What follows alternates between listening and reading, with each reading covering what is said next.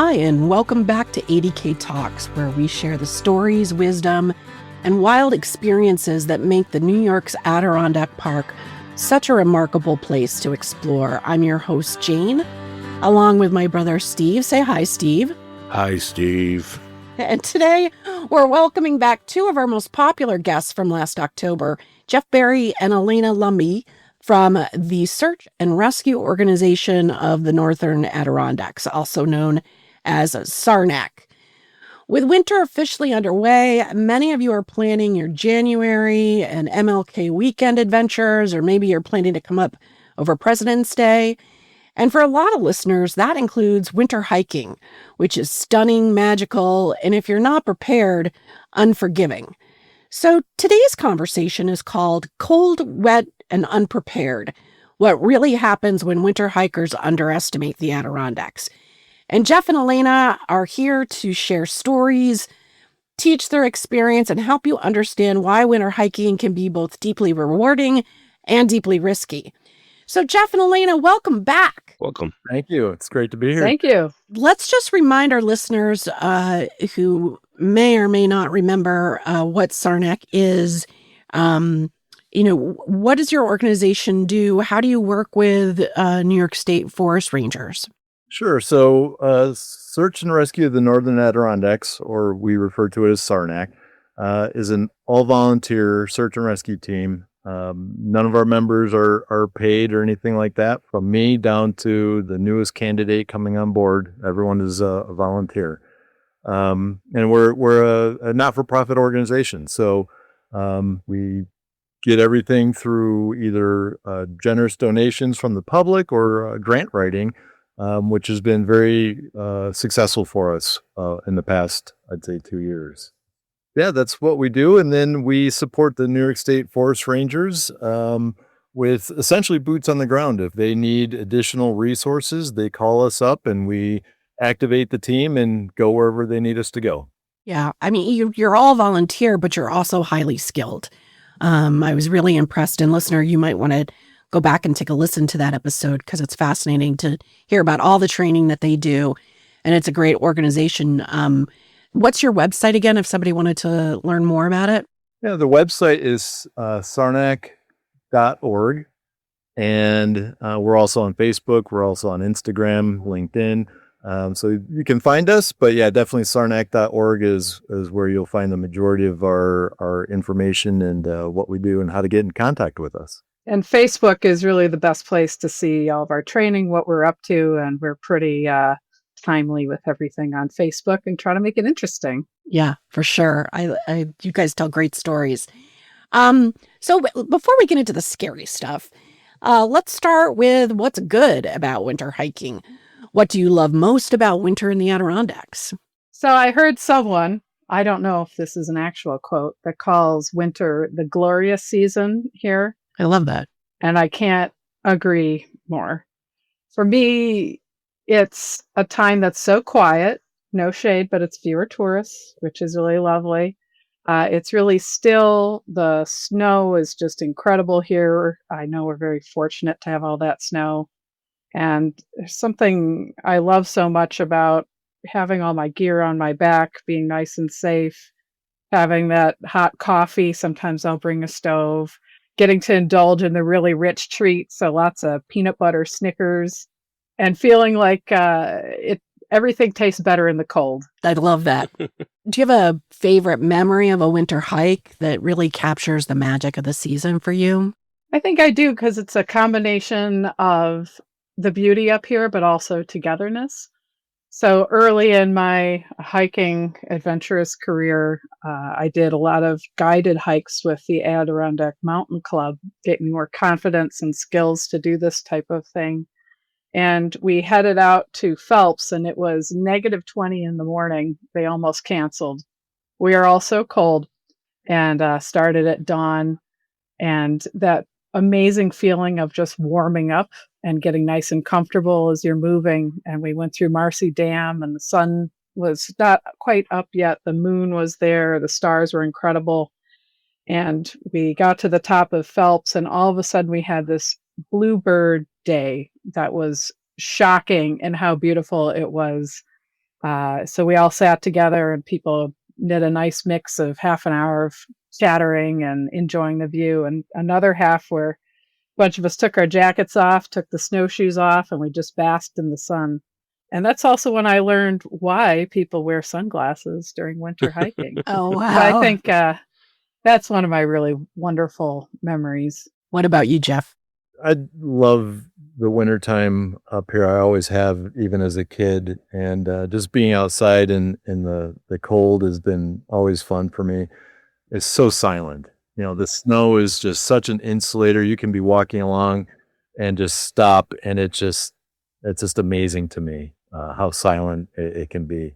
One of my most favorite memories was a couple of years ago. A friend and I we did an overnight. We went up Algonquin and down the backside, and it was a little sketchy. There was not the greatest visibility going down the backside of Algonquin. It was not packed out, so we broke the trail, and that took us forever. We got to the campsite, and that night it was pretty cold that night. I think it was in the negatives. I can't remember, but that morning we went up Colden, and again, just breaking trail, but it was a bluebird day. It was just amazing. And by the time we got to the summit of Colden, it was sunset. Just that alpine glow was just astonishing. Yeah, the magic Absolutely hour. astonishing. Being a photographer, that's something you always look for. And at that point, I didn't even bother taking out I did take some pictures, but I really just sat there in the moment and enjoyed the view up on top of Colden, and just was amazed. So, yeah. Do you have any advice for somebody who maybe has never hiked in the winter, how they should think about it and how they should approach it, as a first time? I would go slow and easy, and, Mount Joe is an amazing hike on the ADK property. When you get to the top of Mount Joe, there's just amazing views, but it's a short hike and it's not overly technical or anything like that. So I would recommend, if you've always wanted to do a winter hike and you're not up here, then come on up and start small and, take it bit by bit and learn as you go along. It's great. Elena, any thoughts? I'm always giving props to the Vic, one of my favorite places, not just because it's by my house. But if you're looking to get experience on snowshoes, a flatter hike, yet also enjoy that incredible peace, the Vic is a great place to go. They do have the groomed trails, but they also have a number of ungroomed trails. So you can head out and see how you're doing on your snowshoes, how you're stepping on your feet, how your kit is working out. Big piece of advice is be bold, start cold, because you don't want to sweat. We'll get into that later on. But what are the layers that actually work for that activity level? It's often less than you think. And then you want to keep all of your puffier, warmer layers in your backpack.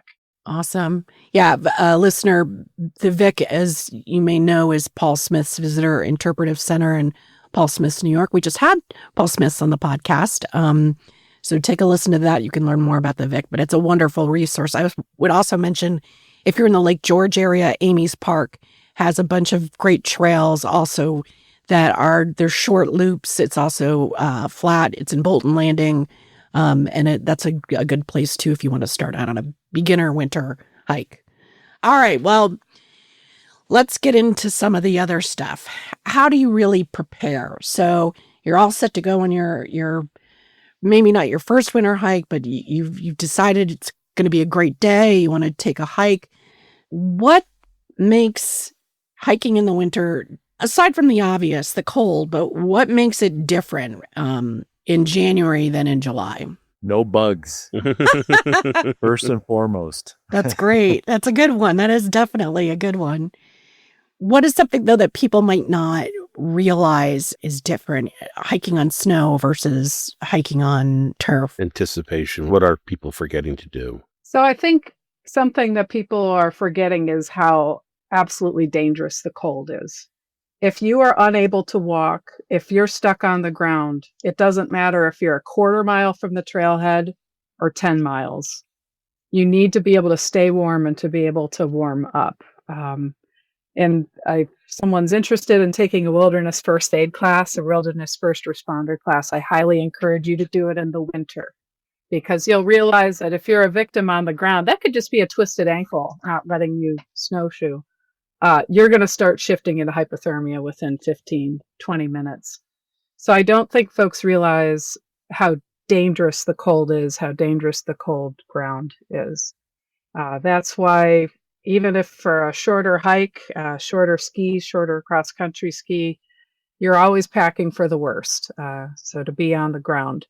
So consistent things in my winter kit include a very heavy, puffy jacket, which I can sit on the ground for all night and stay warm. Some sort of a pad. I like to use, if I'm packing lighter, a half-size thermarest. It's about 24 inches long. So that's enough to get your bum off the ground or your core if you needed to. And then another thing folks underestimate is the dark. It gets real dark here real fast. So I think last time we really promoted the 2 headlamp rule. 2 is 1 and 1 is none. Because if your batteries go, you got nothing. So being prepared for these really short days, folks are not anticipating that. And I'd say the last thing that folks really underestimate in the winter is the need for hydration. You're not really thirsty, so you're like, I don't need to bring that much water. You do, because up here we have this really cold, dry air. So you are losing moisture through your breathing, through your skin, through possible sweating in your clothes. So you want to hydrate more than you ever think you should. This is a time when I do recommend electrolytes. Keep them in your Nalgene. Don't put them in your Osprey bladder because the schnozzle will freeze. So that's another one. And you know what's great is in winter instead of the summer, I won't get into details, but with the white snow, it is much easier to monitor your hydration. One of the things that Elena touched on and that I like to talk about in regards to, when things go sideways is, and I'll use just a quick scenario. Let's say you decide to go hiking, you decide to hike Cascade Mountain, and you start at 8 o'clock in the morning. You get to the trailhead at 8, you sign in, always sign in at the trail registers. Right. You go for an hour and you start to get close to tree line, and that's where on Cascade it gets a little exposed in some places. Let's say you slip and fall and you break an ankle or, God forbid, a leg. Once you get over the shock of what just happened in that severe pain and you have the wherewithal to call 911 or the forest rangers, how long did it take you to get there? How long is it going to take the rescuers to get there? Probably an hour, if not more, because they're coming in from somewhere. So again, to Elena's point, just sitting there in the snow, not moving, I don't think people really think how long that rescue is going to happen.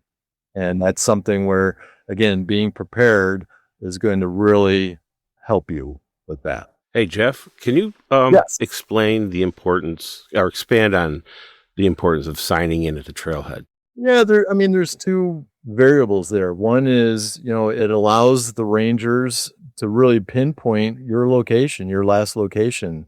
If your car is there in the parking lot and they go and they look at the trail register and there's your name, they know you're there. Whereas other times, they have to go and drive all over the place trying to find where you are, whether they're looking for the car or checking the sign-ins. So that's super important. And then it also helps, with trail maintenance and letting people know, how much is that trail getting used? What resources need to go into that, maintaining that area. So that's, again, another important aspect of signing in on the register. And 2 other points to that as well is it also helps with rescuing. So when you write your phone number very neatly and someone gets lost who is not you because you're so smart, the rangers are then able to call all those numbers and ask if they saw the hiking party. So it's a whole contact list they're provided with. And another misconception is the rangers do not go around and check every trail register at night to make sure you're safe. So that's not your backup plan. Your backup plan is letting someone know when you're expected to be out of the woods. Yeah, I'm always surprised when, something goes sideways and you hear about it on the news, how often it's cited that they told a family member or a friend or somebody what their plan was ahead of time, so that when they don't show up when they're supposed to, there's somebody who knows and knows where they are. And Yeah, that's key. And we talk about that a lot when we're doing things like this, is to really let people know where you're going, what trailhead you're going to be at, and then how long you anticipate on being out there.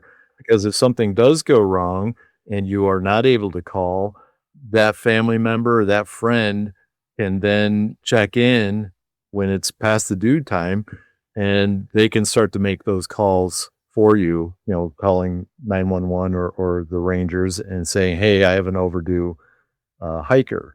That's so incredibly important. And that's ultimately sometimes what saves people's lives is, they couldn't make that call, but someone else did. And they knew exactly where to go. Other times people just, law enforcement rangers, they spend a lot of time looking to even where to start. So we really try to educate people of having a plan before you even go. I know Elena and I, rely on each other to do that all the time.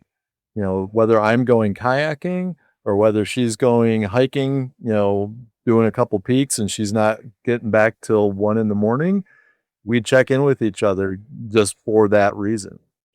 Having a plan is really important, telling somebody about it. But the weather in the Adirondacks all year round can change really rapidly. How quickly, in your estimation, can situations go from, bluebird day to dangerous for somebody who's not that experienced? Very, very quickly. And that's, again, these are all little things that we tell people or try to teach people on what to do. And checking the weather is a simple, especially on our cell phones these days. I can find the weather in 2 seconds. Yeah. As long as you have service. As long as I have service, correct. If I'm going to go for a hike tonight and I check my weather and it's like, oh, it's supposed to start raining at 8 o'clock. Maybe tonight's not the great night to go for a hike or go for a snowshoe or something like that. Really knowing the weather and figuring that out, that's pretty important as well. The winter comes a lot earlier in the high peaks and the higher peaks. And I think a lot of times people don't underestimate what they might be experiencing. Even in mid to late October, they can come across snow and it's still 65 and sunny at home when they left. But it happens all the time. I mean, for the eclipse, was that 2 years ago now? Yeah. It was a gorgeous day the day before. Some of us went hiking up Mount Van Ho. Even something as small as Mount Van Ho, the weather was totally different up there. It was a lot windier, a lot colder, and I think people get caught off guard by that quite a bit. Yeah. And because of that, there's a tool that I use a lot in all my hiking, and it's mountainforecast.com. And it's specific to peaks up here. Not all of them, but most of the high peaks. They have a really great algorithm. And some great features on it is it shows the base conditions and then it shows the summit conditions. So in advance, you can look at that comparison. They're great about providing the estimates of when weather will come in, the amount, rain, snow, etc. So that's a tool that I use regularly to see how to plan and if I'm even going out. The weather here can change. They say if you don't like the weather in the Adirondacks, wait a minute. And it's true. And it also means you need to have flexibility in planning. Say you're seeing a front coming in at 3 o'clock. That doesn't necessarily mean make sure you finish your hike at 2 o'clock because it can come in. It means you might need to do a different hike. Maybe we're not doing a high peak that day. You always want to leave an enormous margin for error. Assume things will be much more severe than they're predicting. And maybe go do a flat hike, go do Hayes Brook, go to the Vic. You could do Mount Van Ho. That's a really nice trail that they created from the bobsled run, and you can go up that, get a great view. So winter, and then my sideways story, I'll share this. You can't have summit fever. You need to be flexible. You need to think about yourself, the people you're with, as well as any rescuers that'll need to put themselves in harm's way to go get you. Yeah, I'd love to hear any real life stories you can share about, even people who had their 2 headlamps and left enough time and had a plan and it still went sideways. I think it would be great for our listeners to have some real life examples. Well, due to luck and preparedness, thankfully none have ever happened to me. I'm a highly overprepared, very cautious winter hiker. But I did have a particularly concerning story that I think hits on a few of the themes that we've been discussing. I had just gotten my wilderness first responder certification from Wilderness Medical Associates, so I was all prepared and stuff. And I was doing a solo winter hike up Cascade. I don't recommend solo winter hiking to people, but, do as I say, not as I do. So I got to the top, and it was a negative wind chill day, and I knew it was at about negative 15 because you take your hands out of your gloves and they're throbbing immediately. And that's always when I bring my huge Arctic down gloves in the pack just in case I need them. Anyway, so I'm getting up to Porter, get rid of the lame one first, and I hear screaming, like blood curdly screaming. And I hustle up to the top and find a gentleman with I don't have kids, so I don't know kids that good, but like a 1-year-old pre-verbal with bare butt on the snow, no pants, in the wind chill. Baby is screaming, and dad there is checking a diaper. And so I see this, I collect myself and I say, hey, can you tell me what's going on here? Looks like you're in some trouble. He said, the baby's screaming. I don't know why. I think he needs a diaper change, yada, yada. So I said, all right, well, I'm a wilderness first responder. Would it be okay if I come and assist you? And he said, yeah, I guess. Now it's COVID time. So I let him know I do have a mask. Would I be able to help provide hands-on care? And he said, no, you stand over there and you can tell me what to do. So, okay, we're going to adapt. And essentially the baby was not hypothermic, but getting dangerously cold. We did a skin check, no whiteness or anything yet, but for such a small body and they lose heat so rapidly, this is an emergency situation. So I guided him through some field rewarming, getting the baby off of the cold snow. That's when I provided my little mini pad for the baby to be on, get the baby's fresh, dry diaper on, get some dry clothes on, and found that part of the issue was he had put so many gloves and socks on the baby that he restricted its blood flow. And it was also in a carrier with its arms and legs dangling out, so the baby could not retain any core warmth. Oh my God. So we rewrapped the baby with hands in, feet in, got all this constrictive stuff on, did a bit of hydration, and I told him that this is an evacuation situation. You need to run off the mountain safely and get this baby into a car and to the emergency room if the baby was not rewarming. And then after all this, what has he asked me? State to me, well, I'm going to go bag Cascade now. With a baby? With a baby. But this is my point, though. People get this, like we call it summit fever. So they care about checking off those 46ers.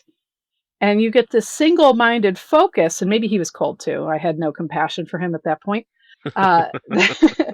Of this goal and all the danger.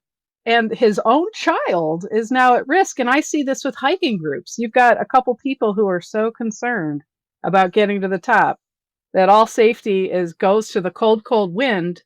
And now everybody is in danger.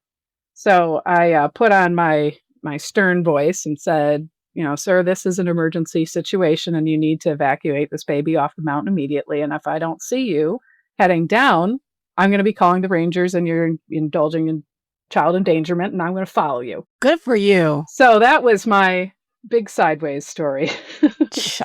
Okay, so now in addition to 2 headlamps, leave the baby at home in the winter. Baby at home. Exactly. Hypothermia is, how quickly can that come on? How can people recognize the warning signs that you might be experiencing it?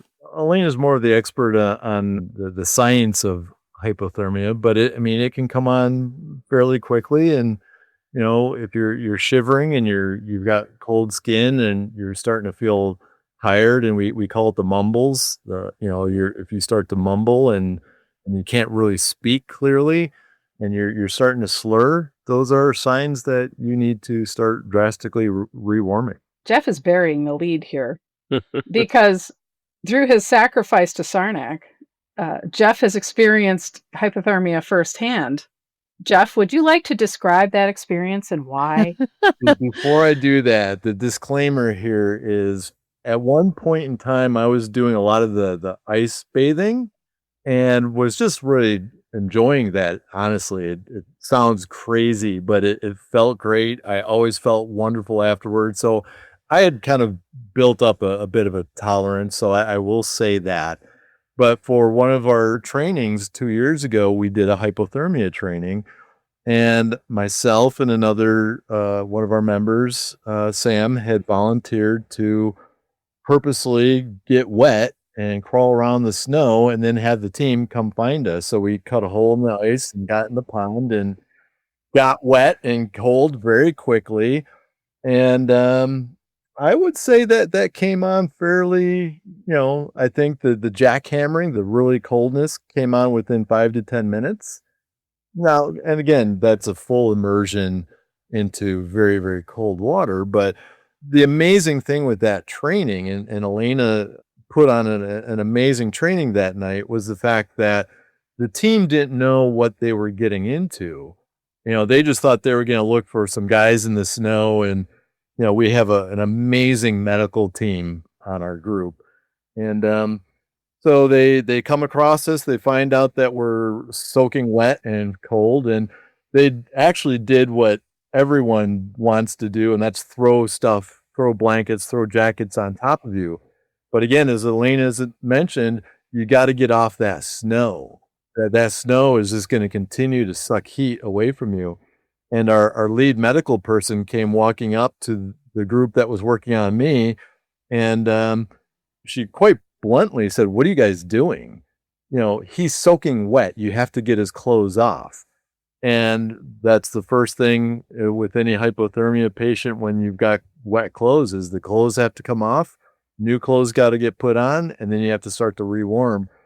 And it was an amazing training, only because it was a highly stressful situation that the team didn't know what they were getting into until they realized what the situation was. So that's that.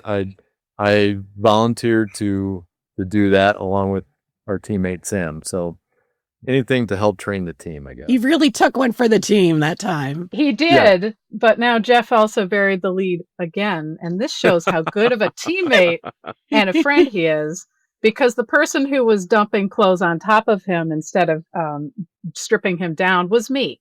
But it's funny, but it's also another good point, which is I'm in an EMT program at North Country Community College. And one of the sayings is trauma is a hands-on sport. Yeah. So being my friend, how comfortable was I removing Jeff's clothes? Very uncomfortable. Hence, I almost let him die. So getting over it and stripping folks down and getting them in warm clothes, you're probably not going to want to do it. They're probably not going to want to do it. But that's the absolute first critical step in helping somebody. Hypothermia is interesting because that cognitive impairment is one of the early-ish signs, aside from getting extremity coldness. And that means you'll often have an uncooperative patient, and the person might not be self-aware enough that they're getting hypothermia. This can be maybe they stop talking so much. When they do talk, it's kind of muted. It's like, wow, you've been a little chatterbox. Now you're quite quiet. Oh my God, you're cold. And then the decision making starts getting impaired. They'll say, no, keep walking. No, I don't need to warm up. I don't want to eat anything. You're not putting warmer clothes on me. So it's a challenge if you're hiking with someone to get them that care. It's also a challenge when you're trying to watch yourself to make sure that you are taking care of yourself there. So that altered mental status is something that I think makes it even more challenging.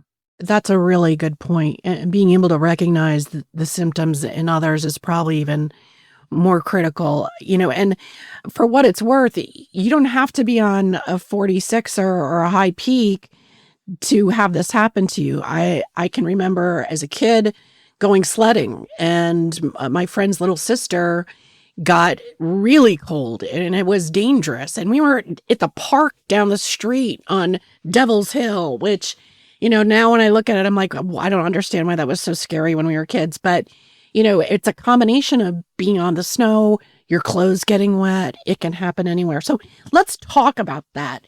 When your last time you were here, I learned the phrase cotton kills. Which now when I do our merch and stuff, I'm very conscious not to suggest people wear our long sleeve t-shirts when they ski. I hear you guys in my head. But tell us about what the winter layers are that actually save lives. How should people think about dressing for the cold? A lot of my stuff is my base layers are merino wool.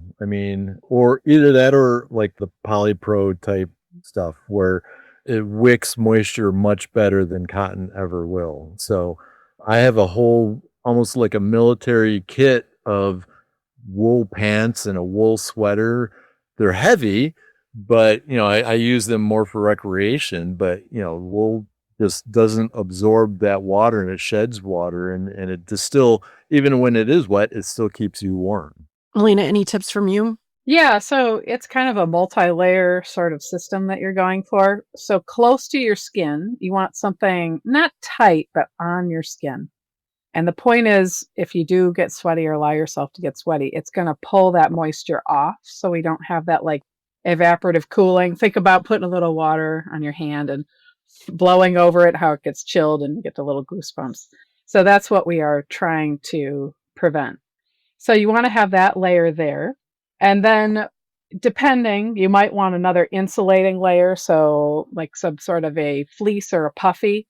So what in our little sandwich is happening is we're pulling that moisture off, and then we are getting your body heat into that thermal, that kind of insulating layer. So it's held in that fleece, it's held in that nice fluffy merino wool. And then the last layer is, for me, it's more of a water shedding layer. So this can be a water repellent jacket that's breathable.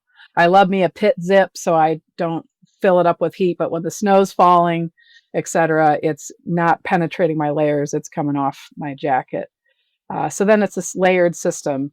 If it's super cold, if we're hitting below zero, I'm going to add to my insulating layer a vest. So the vest holds all my nice core heat in. It also means I can take that vest off if I start getting sweaty.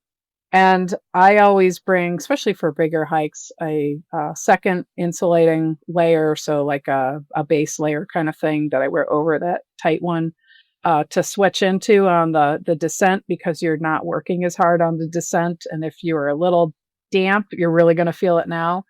And I also bring my emergency massive puffy. So I've got a really nice big belaying jacket that I compress and keep in my bag. I also call it my summit jacket. So I'll put that on when I start going down. So yeah, it's a multi-layer system, and you're going to adjust it based on conditions, how cold it is. I have my 30-degree plan. I got my 0-degree plan. I got my negative 20-degree plan, and stuff just goes on and off. And I'll say if you're guiding or you're hiking with a group, you need to stay on top of this. People never want to delayer or relayer. It's a weird thing. They just want to soldier on through it. So you do want to pause your group, twist their arms, which you'll probably have to do, and ask them to adjust their clothes, especially if you observe that someone's sweating a lot. I refer to it as heat management. And it's absolutely critical. Absolutely critical. I mean, again, like Elena said in the very beginning, we tell our folks this all the time is be bold, start cold. Because 10 minutes into a snowshoe, when you've got tons of gear with you, you're going to be sweating. And sweat is, maybe it's great in the summer, but not in the winter. And you want to try and stay as dry as possible. So managing that heat and that cold is really important.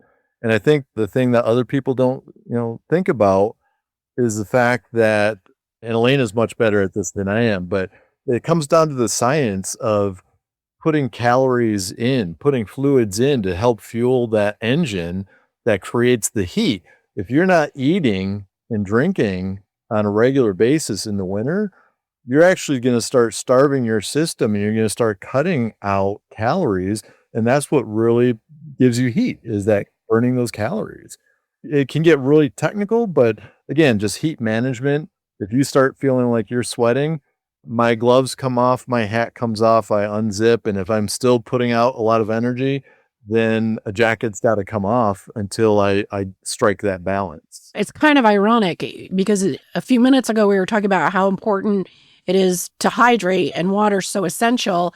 And yet your sweat and that kind of water can also be really detrimental to you. So that's great. And I think people perhaps don't think to take off a hat or mittens when they're too warm because they're afraid of, exposure or something. But how essential that is to monitor your heat, as you said, heat management. Well, because I'm bald, that's the first thing that goes to the hat, and I cool off pretty darn quick. But for the guys out there that have hair, that might not help as much. But yeah, definitely, that's one of the first things that goes when I start to feel, I'm overheating. We've been joking about it a little bit, but let's talk again about why 2 headlamps are better than 1. And, people over-reliance on their mobile phone as a flashlight. And we talked about how it gets dark super early here. There's zero light pollution in some of these places we're talking about. It's not just dark, it's really dark. Talk a little bit about headlamps and their importance. Again, we tell all of our team members to always have at least two in their kit. And we try to educate the public with that as well. And to really stop relying on their phones. I mean, if you ask any of the rangers, they're going to tell you the majority of stuff that they deal with is people being unprepared in regards to headlamps. And again, if you get a negative temperature day, your phone the battery's going to die just that much faster. So if we have 2 or 3 headlamps on us, and again, I think Elena's had this story where, she came across someone and she gave them a headlamp because she had extras. I remember that. It's just being prepared for that is huge. It's all about margin of error. People all of a sudden get really optimistic when they're hiking that they're not going to need that much food. It's not going to rain. My headlamp is amazing. Just assume that things could go wrong. So, for example, a lot of headlamps now are the rechargeable ones. They can be a bit prone to having their batteries drained, so you might want to keep it inside the pocket of your jacket, keep it a little toasty. Batteries can get wet. If they're in the cold, they can drain. So you really want to have those 2 building in that padding, that margin of error, because if you don't have any headlamp at all, any illumination, when it flickers out, the first thing that's going to happen is you're going to be hit with absolute terror. And for a good reason. You are no longer able to navigate. You really need to stay put because if you get off trail, it's going to be that much harder to find you. You don't have an easy way of showing where you are if you do need to bring someone in. And also, if you do try to, YOLO it and continue walking in the dark, now we're risking an injury. So an ankle twist, an ankle fracture means that you're out of commission until someone can get you 6 hours later. So it's such an easy thing. It's a light thing. Just chuck it in your pack. Who doesn't love buying more gear? That reduces the likelihood that you're going to have a ranger show up and bail you out. Is there any myth about winter hiking that you wish you could erase forever or really bust and make sure people get, no matter, they come away with one thing, what would that one thing be? I would say there's not that much snow, or I'm not going to bring the snowshoes. That's like, I'd say one of the big ones. Everybody thinks the little micro spikes are going to be enough. And then they get halfway up, and now we're getting some serious snow. And like, I don't want to put them on. Just keep going. They're annoying, etc. And now we're starting to wear ourselves out. Now we're starting to get sweaty, exhausted. So if you have you should bring your snowshoes. It's a ticketable offense, and I believe the high peaks if it's more than 6 inches of snow and you don't have your snowshoes. And you're also creating a huge hazard for other people. It's called post holing when you walk with just a boot in the snow, because you create a hole. So that hole means another person could walk into it. It could get covered up by snow too, might not even be visible.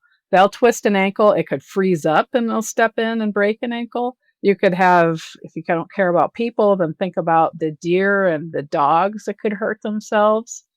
And you're also putting yourself at very high risk of exhausting yourself, sweating, and injuring yourself. So if there's enough snow, just throw the snowshoes on right away. If anything, you're helping create, we call it the monorail, which is the winter pack down thing. You're doing a service, trail maintenance. Right. Put those on, keep going, keep the spikes in the back for if you hit scree and you actually need to put them on. Well, I mean, snowshoes are pretty light, aren't they now, with aluminum and all the different materials that go into it? It shouldn't really be a hassle to strap them on your pack. Yeah, and I still see it quite a bit, and it really, that's one thing that gets me really frustrated, is see someone post-holing.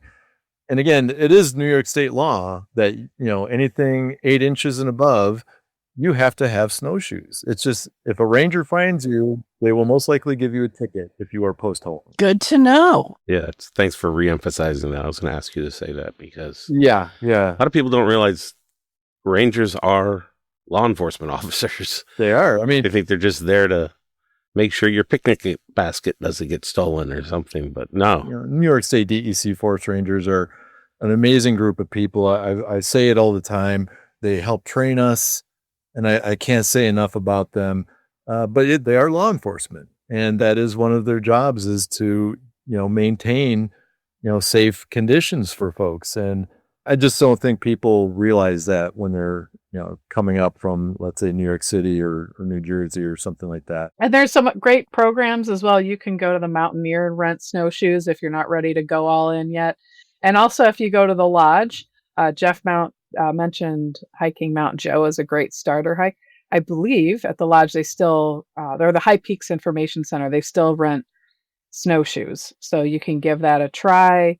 And it makes it even more inexcusable when I have confronted people hiking without snowshoes and post-holing, that they're right there. So there's a way to do it without fully investing in a winter kit. And I think even the Vic offers snowshoes too. They do. Absolutely. Listener, we always say this, but we will have links to everything that we've mentioned today. The Mountaineer's a great shop in Keene Valley or Keene. I always get them confused. Keene Valley. Keene Valley.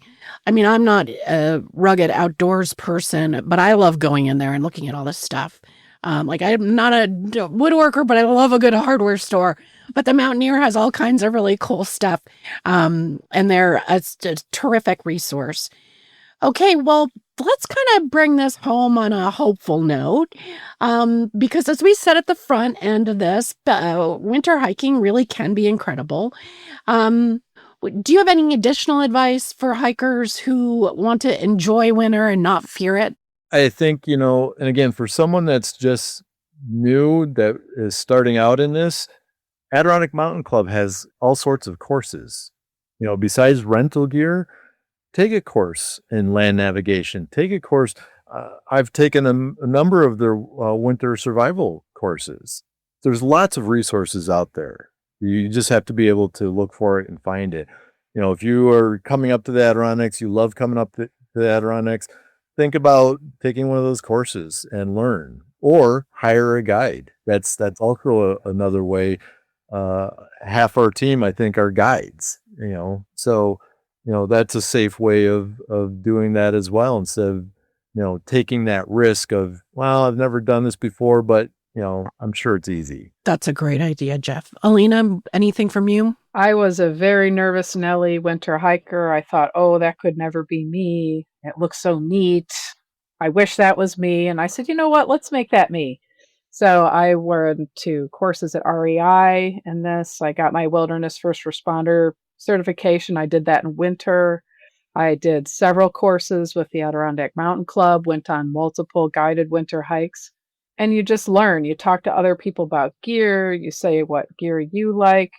Very few people just jump right into this. So if listeners are excited about winter hiking, don't write it off as something you can't do. You can, but you do need to put the legwork in to do it in order to have fun, because it's no fun if you're hypothermic and starving, and to also stay safe so you don't have to be the one that shows up in the ranger report because you didn't bring a jacket. I love that ranger report and listening to all those stories. It's always really interesting. Also, I think sometimes the Vic has classes, and the Adirondack Interpretive Center, the AIC, which is in Newcomb, sometimes offers things like that. Up Beyond a Farm in Bolton Landing has a bunch of classes to teach you to snowshoe and cross-country ski. So there's no shortage of resources and things and places to learn this stuff. Last time you guys were on, one of the things we talked about was the 10 essentials. I actually think I wrote an article about that on our blog as well.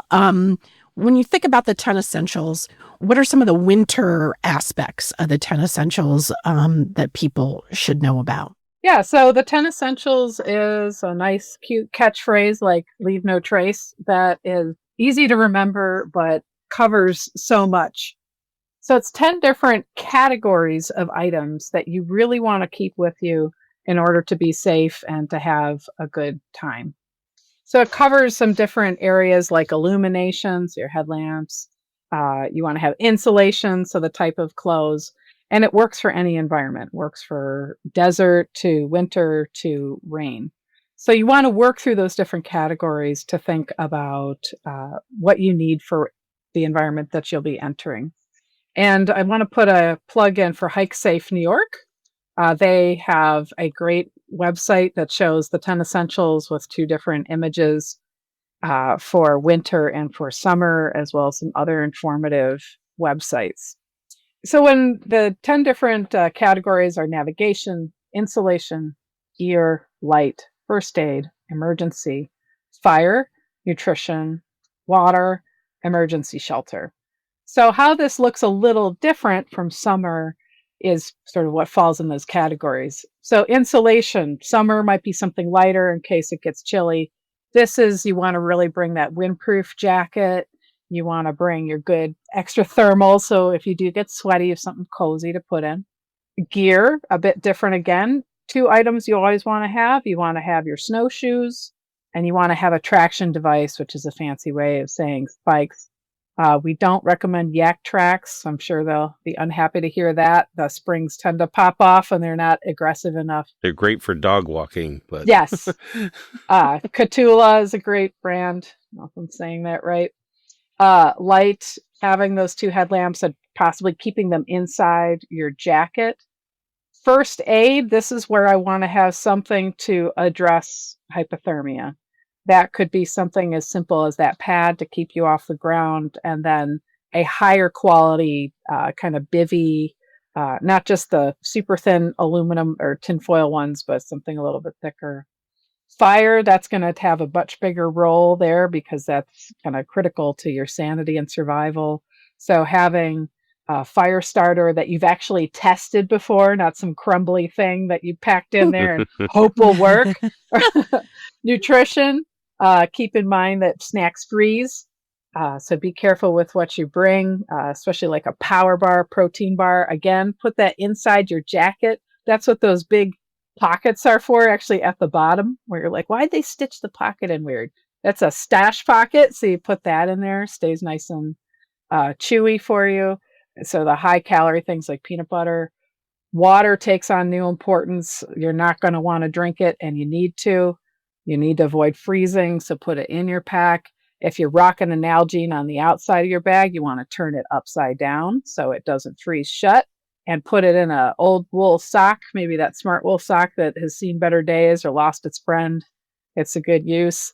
I like to keep a insulated one of just really warm water with warm electrolytes in it, which sounds gross but tastes amazing when you're out there. An emergency shelter, again, that's kind of when that divvy comes in. So just modifying that 10 essentials for that winter environment. And again, hikesafe.newyork.gov has the list for you.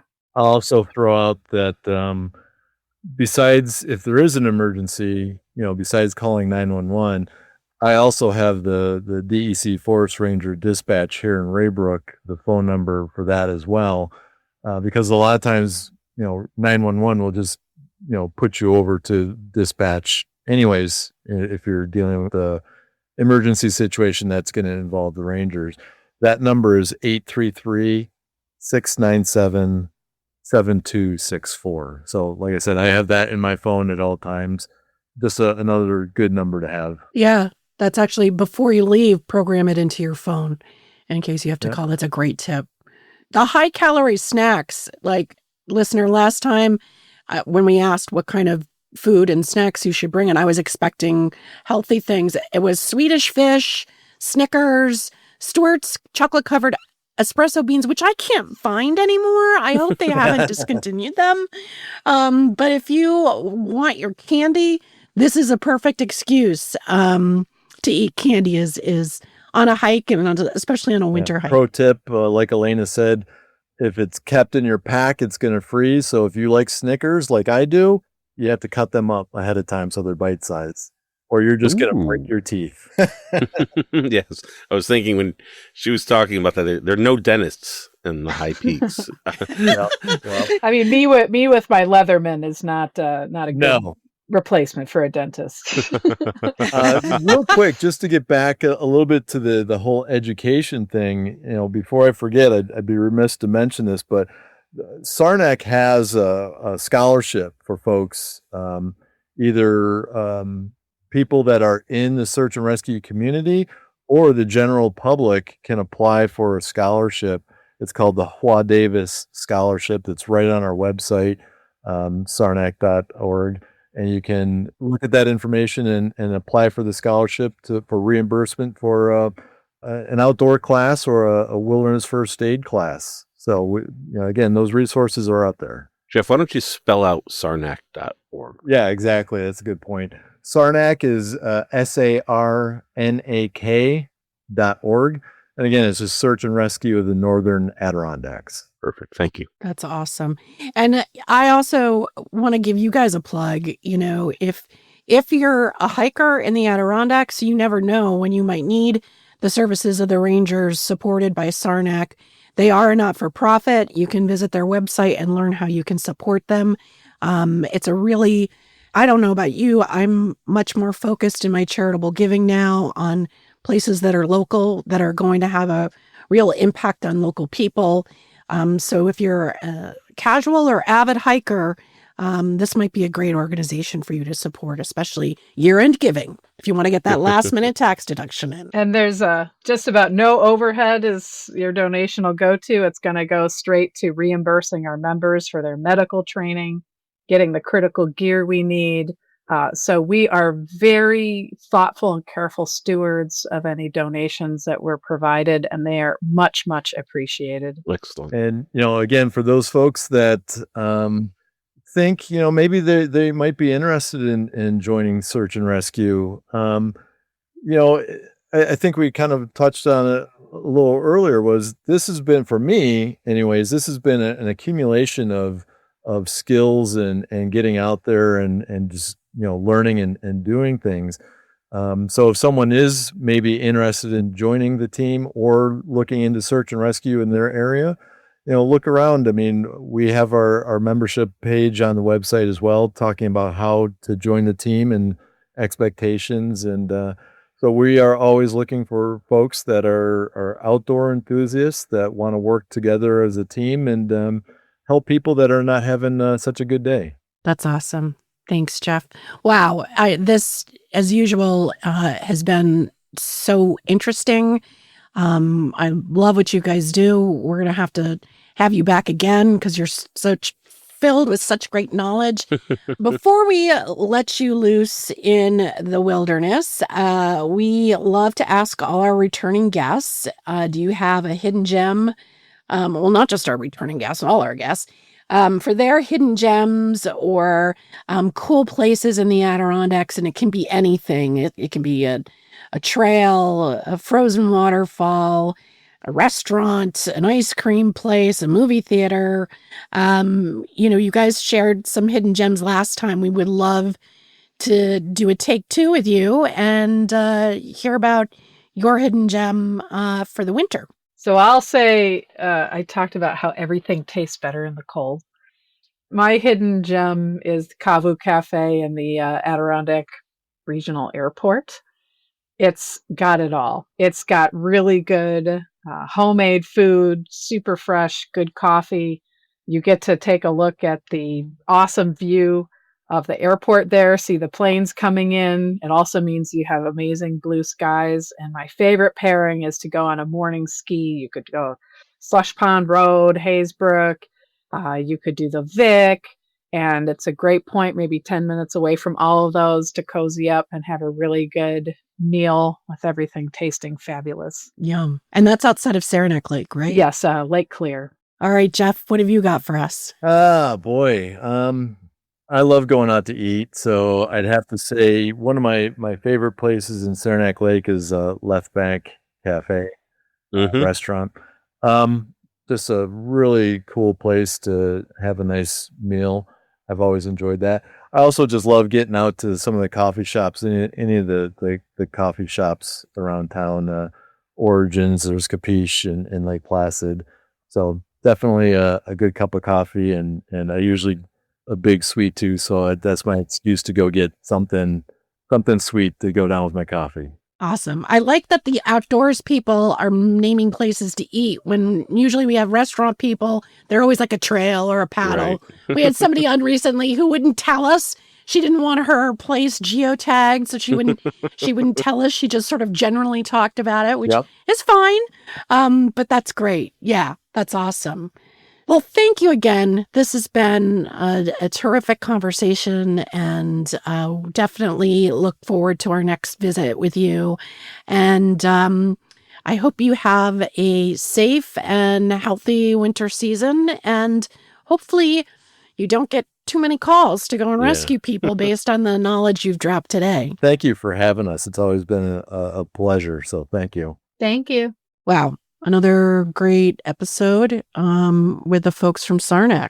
And it was really cool. It was fun. I learned a new phrase. Maybe the first time you heard cotton kills was when you had them on earlier. And I had known that from the 80s. I don't know how you missed it, but the pit zip. The pit zip. I know. What it is. I meant to ask her what that is. Is that like a zipper, it's a zipper that's in your underneath your armpit? Underneath your arms. Yeah. And you can open it up and vent and cool down without having to. I know what it is, but now I did not know that term before. So that's a good one. Yeah.